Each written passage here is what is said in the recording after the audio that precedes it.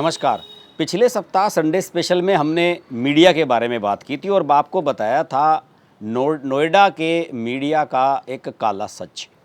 हालांकि उस काला सच को बताने की मेरी कोई ऐसी खास इच्छा नहीं थी और ना ही उसके पीछे कोई ऐसा मोटिव था, लेकिन फिर भी मीडिया इंडस्ट्री के लोगों के लिए और जो लोग नए नए युवा मीडिया में आ रहे हैं उनके लिए उसको बताया जाना बहुत आवश्यक था।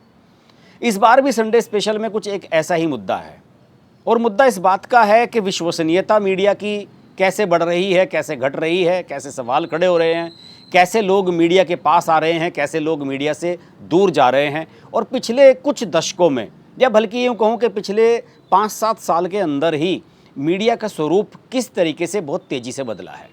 जिस समय हम लोग प्रिंट मीडिया में थे उस समय सब लोग ये चाहते थे कि भाई किसी तरह किसी बड़े चैनल में हमारी नियुक्ति हो जाए। मेरे ध्यान है कि मैं उस समय दैनिक जागरण में काम करता था, तो हमारे कई साथी जो थे वो दैनिक जागरण ने अपना एक चैनल शुरू किया था, चैनल 4 करके या कुछ इस तरह का नाम था। उस समय वो चैनल शुरू हो रहा था और हमारे कुछ साथी जो है उन्होंने स्वेच्छा से चैनल में जाना स्वीकार किया था, क्योंकि उन सबको लग रहा था कि आने वाले समय में इलेक्ट्रॉनिक चैनल्स का जो भविष्य है वो ज़्यादा उज्ज्वल रहेगा बनिस्बत के जो प्रिंट मीडिया है उसके। और ऐसा था भी। पिछले 2 दशक में टीवी चैनल्स ने, न्यूज़ चैनल्स ने, टीवी चैनल्स की अगर मैं बात कर रहा हूँ तो उसका मतलब सिर्फ न्यूज़ चैनल्स से है।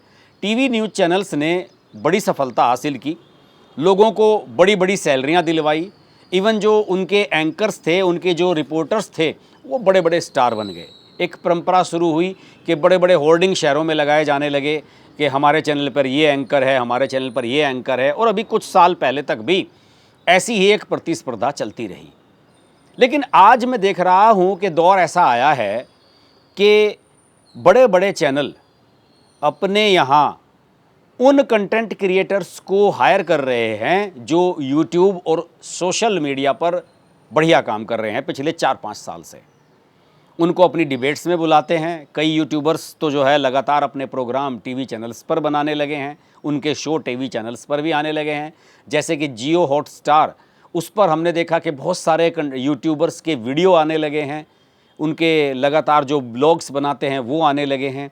तो अब ऐसा महसूस हो रहा है कि जो इलेक्ट्रॉनिक चैनल्स हैं उन्हें ज़रूरत महसूस हो रही है कुछ ऐसे इन्फ्लुएंसर्स की जो उनकी टीआरपी बढ़ा सकें। इसमें सबसे ताज़ा उदाहरण है शुभंकर Mishra.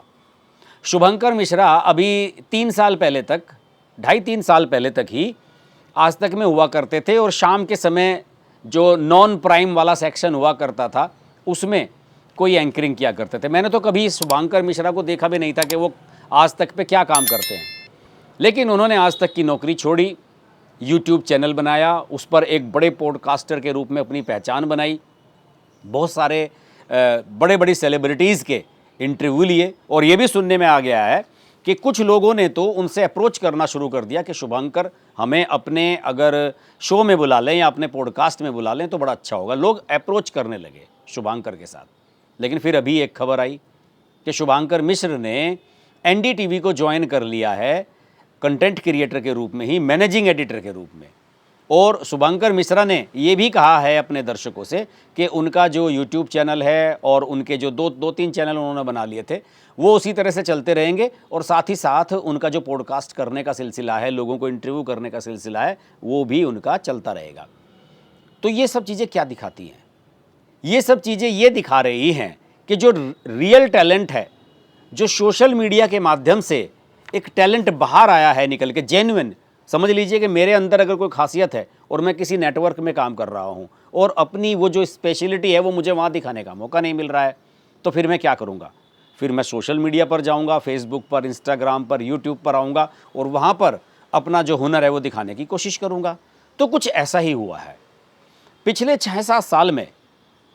Social media influencers, YouTubers, इन सब ने अपनी इतनी बड़ी पहचान बनाई है कि आज आप अखबार उठा करके देख लीजिए, हर अखबार में रोज़ाना आपको एक आध खबर किसी यूट्यूबर के बारे में मिलेगी कि यूट्यूबर वहाँ गिरफ्तार हो गया, यूट्यूबर के साथ ये हादसा हो गया, ये हुआ, फलाना हुआ, ढिमकाना। रोज़ एक आध खबर यूट्यूबर्स के बारे में आपको ज़रूर मिलेगी।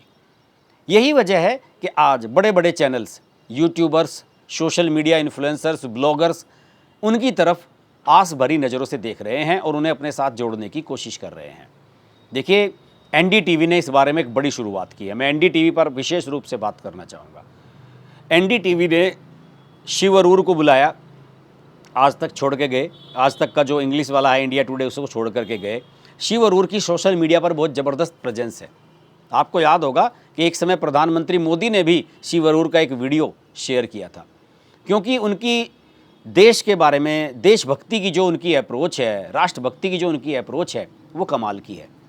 और वो जब बोलते हैं तो उनको देखने वाले मंत्रमुग्ध से हो जाते हैं। तो शिव अरोरा को हायर किया एनडीटीवी इंग्लिश ने, राहुल कंवल भी उसमें चले गए जो इंडिया टुडे में ही हुआ करते थे, और इसके अलावा बहुत सारे तमाम ऐसे एंकर्स हैं जिन्हें मैं भी नहीं जानता हूँ, अभी हाल ही में उनके मैंने नाम सुने हैं। उन सब की खबरें आ रही कि वो सब एनडीटीवी में जा रहे हैं। एनडीटीवी में क्यों जा रहे हैं? 2022 का अगस्त से और दिसंबर तक के बीच का जरा दौर याद कीजिए, जिस समय ये खबरें आ रही थी कि गौतम अडानी ने एनडीटीवी के शेयर्स खरीद लिए हैं।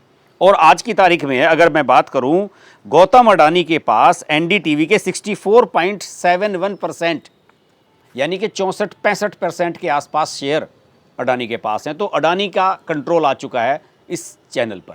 उस समय खबरें क्या चली थी कि साहब मोदी जी ने 2024 का चुनाव जीतने के लिए एनडीटीवी को खरीद लिया है और उसके लिए अडानी ने पैसा लगाया है। और आपको याद होगा कि जब एनडीटीवी को एक्वायर कर रहा था अडानी ग्रुप, तो उस समय प्रणव राय, उनकी पत्नी राधिका राय, जिन्होंने एनडीटीवी को बनाया, जो इसके मालिक थे, इसके क्रिएटर थे, उन्होंने इस्तीफ़ा दे दिया। हिंदी वाले में संपादक हुआ करते थे रवीश कुमार, उन्होंने इस्तीफ़ा दे दिया। सब लोगों ने चैनल को छोड़ना शुरू कर दिया। एकदम से भगदड़ सी मच गई। ये सब वो लोग थे जो मीडिया इंडस्ट्री में आ रहे बदलाव को समझने की, उसके साथ आत्मसात करने की कोशिश नहीं कर रहे थे। इन सब को इसे छोड़ना पड़ा।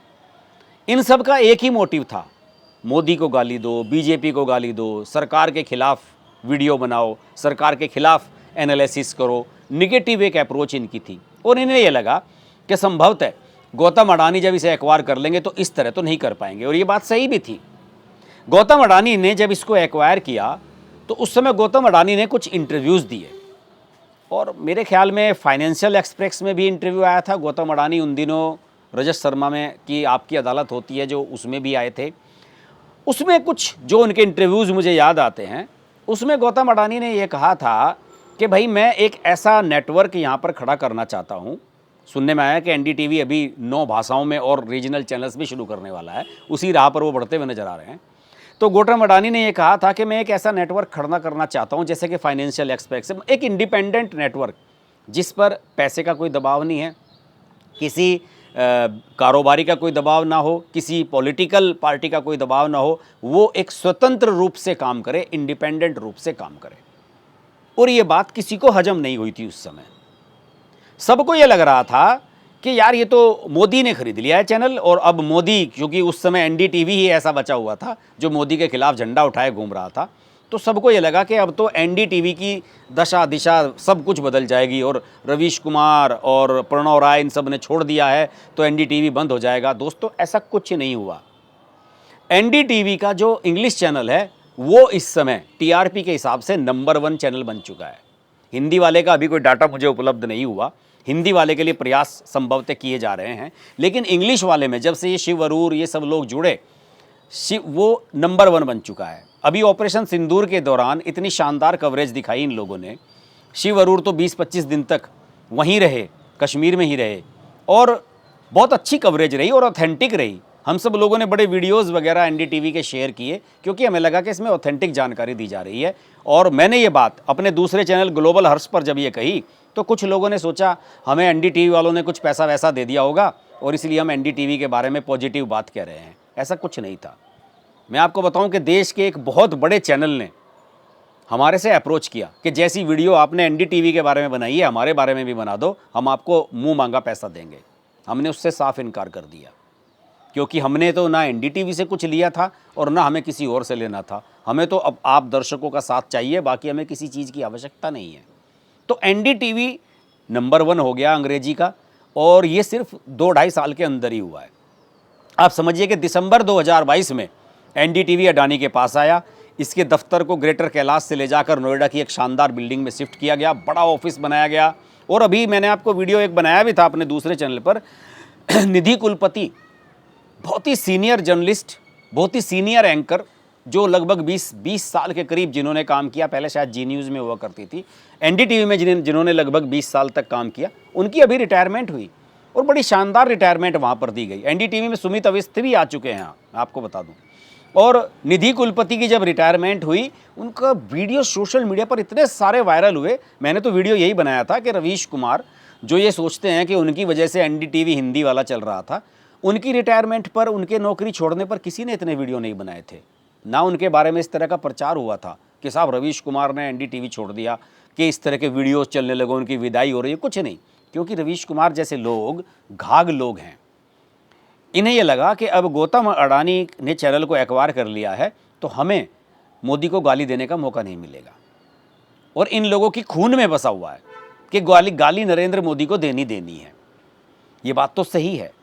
गौतम अडानी ने अपने इंटरव्यूज़ में यही बात कही थी कि मैं ऐसा एक नेटवर्क चाहता हूं जो अच्छे को अच्छा कहे, गलत को गलत कहे। जरूरी नहीं कि हर समय आप गलत ही कहते रहें। और यही प्रवृत्ति रवीश कुमार एंड पार्टी की थी। सरकार की आलोचना करना, मोदी की आलोचना करना, भाजपा की आलोचना करना, ये इन वामपंथियों के खून में है। और इन्हें लगा कि अब गौतम अडानी ऐसा नहीं करने देंगे। बिल्कुल सही बात है। मैं मानता हूं कि अब एनडीटीवी उस तरीके से नेगेटिव खबरें नहीं दिखाता है जिस तरीके की खबरें रवीश कुमार, प्रणव राय, ये पूरी टीम चलाया करती थी। लेकिन क्या उसके बाद एनडीटीवी बंद हो गया? क्या एनडीटीवी के दर्शकों की संख्या कम हो गई? एनडीटीवी ने कुछ और नए दर्शक जोड़े हैं जिन्हें लगा है कि एनडीटीवी अब बैलेंस हुआ है। इसने ना इधर झुकाव किया है ना इधर झुकाव किया है, थोड़ा सा सेंट्रिक होने की कोशिश की है। और मैंने तो कोई ऐसा वीडियो नहीं देखा एनडीटीवी का, या कोई ऐसा कार्यक्रम नहीं देखा जिसमें नरेंद्र मोदी के बारे में कोई चापलूसी की गई हो, और कोई ऐसा कार्यक्रम नहीं देखा जिसमें जानबूझकर राहुल गांधी को अपमानित किया गया हो या विपक्ष के किसी नेता के खिलाफ कुछ दिखाया गया हो। तो मेरा मानना यही है दोस्तों कि जो चीज़ें बदली हैं मीडिया में, बदला यह है कि अप्रोच, आप किस अप्रोच के साथ काम कर रहे हैं, आप पॉजिटिव हैं या निगेटिव हैं। अगर आप निगेटिव हैं, आपने लाल चश्मा लगा रखा है तो आपको सब कुछ लाल ही दिखाई देगा, और आपने सफ़ेद चश्मा लगा रखा है तो आपको वो रंग दिखाई देंगे जो वास्तविक हैं। और इन सब लोगों ने, वामपंथियों ने लाल चश्मा लगाया हुआ था और इसीलिए एनडीटीवी का ये हाल था। देखिए, एनडीटीवी आने वाले समय में कैसा चलेगा मुझे तो नहीं पता इस बारे में, लेकिन निश्चित रूप से इन सब लोगों की वो धारणाएं गलत साबित हो गई हैं। जो ये सब लोग ये कह रहे थे कि रवीश कुमार जैसे लोगों के जाने के बाद इसे कोई देखना बंद कर देगा, और रवीश कुमार ने उस समय बड़ा तमाशा किया था। बीबीसी को इंटरव्यू दिया था, अजीत अंजुम को, कई और यूट्यूबर्स को भी इंटरव्यू दिए थे रवीश कुमार ने, और उसमें ये कहा था कि मेरी वजह से गौतम अडानी ने इस चैनल को ख़रीदा है। इससे बड़ा घमंडी भरा बयान कुछ हो नहीं सकता। आज देखिए, रवीश कुमार अपना यूट्यूब चैनल चला रहे हैं, उनके बिना भी एनडीटीवी चल रहा है और लोग उसे देख रहे हैं। अंग्रेजी वाला नंबर 1 हो चुका है, हिंदी वाला भी निश्चित रूप से सुधरेगा। और अर्नब गोस्वामी को गोदी मीडिया ये सब लोग कहा करते थे। अर्नब गोस्वामी ने अपने दोनों चैनल्स को, हिंदी वाला भी और अंग्रेजी वाला भी, उसको इतना शानदार तरीके से इस्टेब्लिश किया है कि हिंदी वाला तो मेरे ख्याल में शायद हिंदी चैनलों में सबसे नंबर 1 है। सबसे ज़्यादा टीआरपी उसी की आती है, सबसे ज़्यादा लोग उसी को देखते हैं, सबसे ज़्यादा आक्रामक कवरेज उसी की रहती है। लेकिन इन सब लोगों की जो सोच थी, निगेटिव सोच थी, उसने मीडिया इंडस्ट्री का बड़ा नुकसान किया। मीडिया इंडस्ट्री में ना लोगों की सैलरी बढ़ रही थी, नए चैनल्स नहीं खुल रहे थे, एक क्या कहते हैं कि एक ठहराव सा आ गया था, एक ऐसी चीज़ हो गई थी कि नया कुछ हो नहीं रहा था। और वो नयापन लेकर आए सोशल मीडिया इन्फ्लुएंसर और हमारे जैसे यूट्यूबर्स। आज यही वजह है कि ये जो जितने भी बड़े बड़े नेटवर्क हैं, जितने बड़े बड़े भी ये चैनल वाले हैं, आज इनकी नज़र सोशल मीडिया इन्फ्लुएंसर पर है।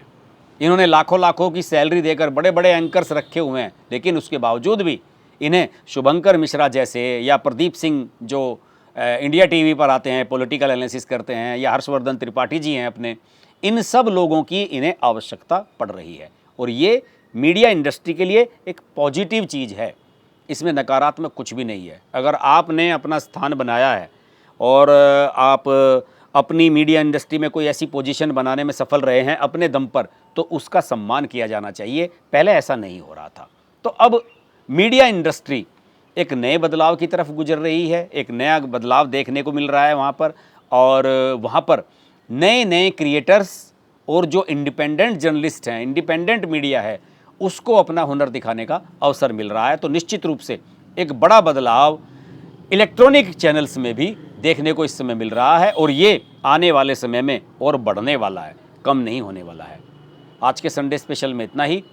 आपको अच्छा लगा हो वीडियो तो लाइक कीजिए, शेयर कीजिए। अगर आप मीडिया इंडस्ट्री से हैं और मेरा वीडियो देख रहे हैं तो प्लीज़ कमेंट के माध्यम से अपना फीडबैक अवश्य दीजिए और हमें आपके फीडबैक का इंतज़ार रहता है। मैं ज़्यादातर क्वेश्चंस के जवाब भी देता हूँ। तो अगले सप्ताह फिर ऐसे किसी वीडियो के साथ संडे स्पेशल में आपसे मुलाकात होगी। तब तक के लिए नमस्कार। अगर आपको हमारी वीडियो पसंद आई तो वीडियो को लाइक करें, चैनल को सब्सक्राइब करें और नोटिफिकेशंस के लिए बेल आइकन को प्रेस करें।